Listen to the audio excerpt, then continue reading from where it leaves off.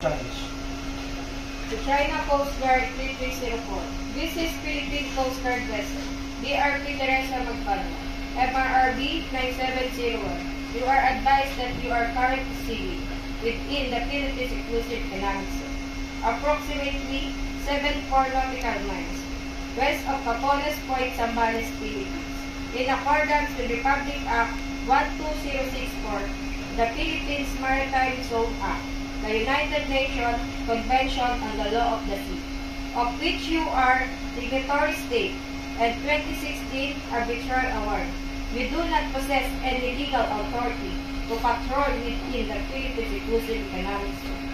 You are directed to depart immediately and notify us of your intention. To China Coast Guard 3304, this is Philippine Coast Guard vessel. DRP Teresa Magbanwa. FRRB 9701. You are advised that you are currently sailing within the Philippines Exclusive Economic Zone, approximately 74 nautical miles west Capones Point, Zambales, Philippines. In accordance with Republic Act 12064, the Philippines Maritime Zone Act, the United Nations Convention on the Law of the Sea, of which you are signatory state, and the 2016 Arbitral Award.